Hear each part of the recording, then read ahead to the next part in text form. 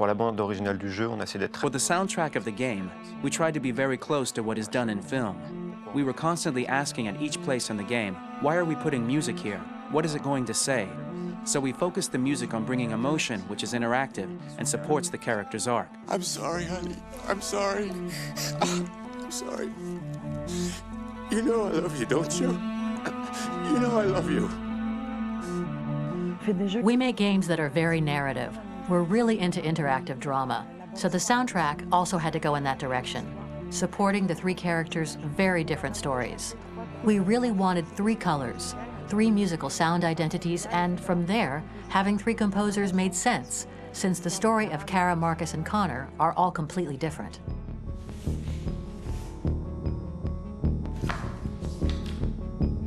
You recognize him?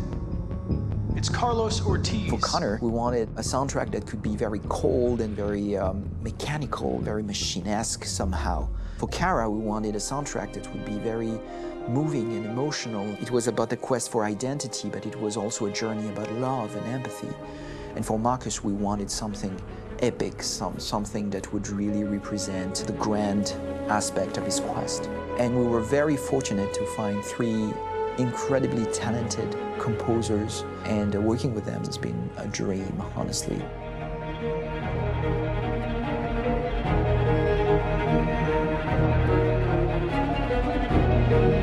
My name's Philip Shepherd, and I'm a composer and a cellist and a producer. And today we're at Abbey Road Studio One, which is my favourite studio in the world. And today we're recording the soundtrack for Kara from Become Human.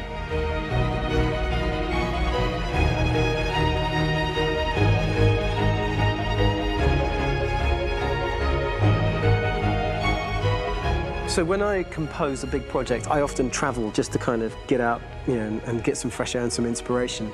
And I go hiking and traveling in Montana a lot. I had a log fire in the room that I was staying in, and the flames were kind of making absolutely direct music. And it became the basis for Kara's theme, and it sounds something like this.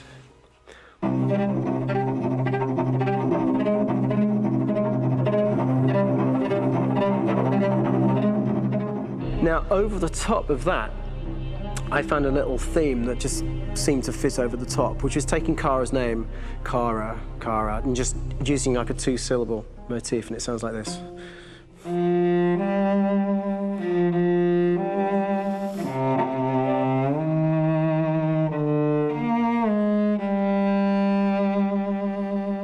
going to pull through this, Alice.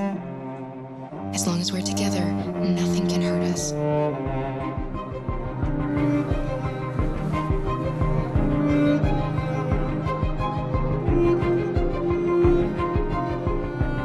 And all the time that's fitting over it.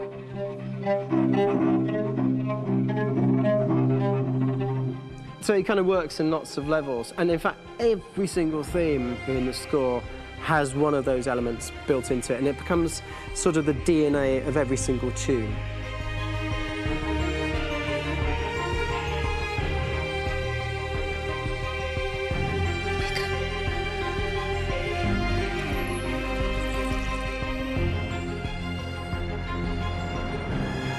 For me, writing this theme for Kara, I actually had to tap into what it feels like to be a father to daughters. I really had to tap into everything I feel about my daughters and thinking, well, if I had to write music for them and that sense of trying to protect them but also give them the freedom, that's totally where it came from. Because each composer has been given the sort of narrative responsibility for very different characters, I haven't had to sort of go into other styles. I can actually be very loyal to this particular character and sort of hopefully encapsulate her. But it means also I've suddenly become very connected to this character. And if for some reason it goes to game over early, I'm getting mortified, you know? They're over there! Starting a new project, for me personally, it's always finding the right tone, finding the right color, I like to call it. For me, it's finding that right texture that actually sits against picture really well. One of the biggest things is I created custom instruments for Connor.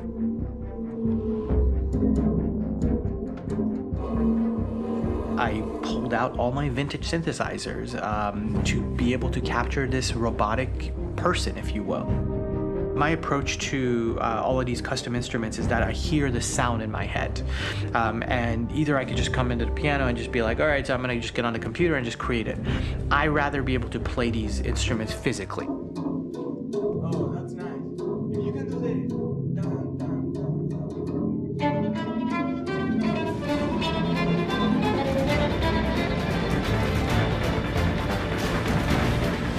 As soon as you see Connor the first time, there is a really interesting thematic idea that you hear, and that's just made out of a Moog synthesizer, but completely manipulated in multiple ways. And it's robotic. It has a little bit of an emotional to it. He's on his mission, so you feel that as well. So it just kind of gives you that cold, motionless, with a mission in hand that you kind of feel throughout the whole thing.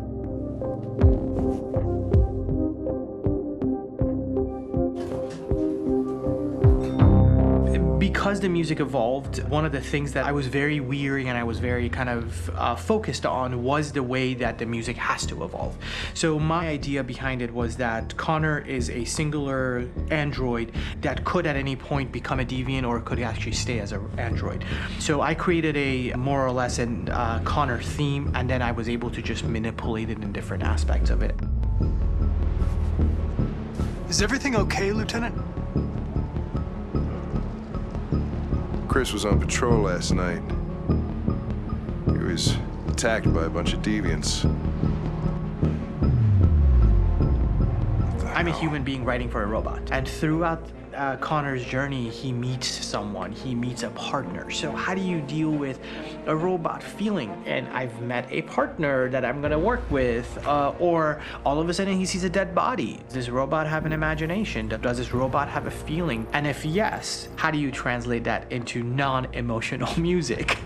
So it basically at any point I was just like, I can't do this, and then I just do it. Property was damaged and fires continue to rage in several major districts across the city. Some people are asking, have androids become a threat to our security? When I first started really digging in on Marcus, the one thing that I really tried to capture was the transformation process. You know, Marcus is this android that evolves over the course of the game and really goes from kind of figuring out that he's more than just an android. You know, he's starting to develop kind of a human soul in a way. Try to imagine something that doesn't exist, something you've never seen. Now concentrate on how it makes you feel and let your hand drift across the canvas. The other side of Marcus that I really latched onto was that he almost became a savior for a lot of the other androids in the game. So when I started developing the theme for Marcus, I really made it like a church hymn.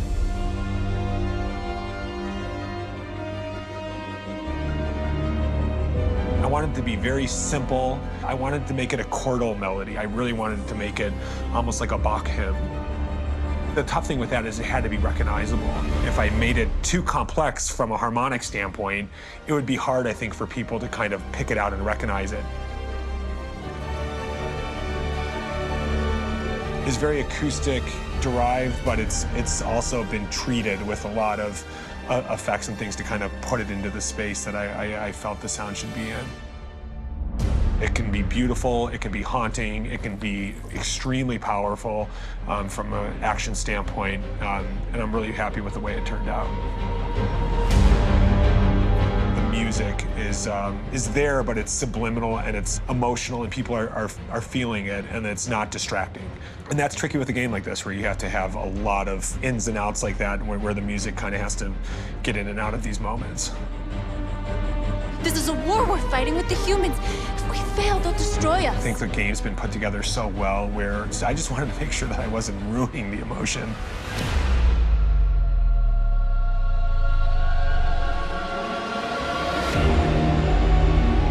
I gotta be honest, when we first started on this path, I've said, oh man, this could be pretty messy, you know? I mean, it could feel disconnected, and But I mean, it's amazing how they really guided us and got us to really kind of all be in the same world, but at the same time feeling completely different. So it's really going to stand out and kind of be one of those games where people are really going to notice the music and kind of how it was crafted, and and all the hard work that went into being able to pull it off in a graceful way.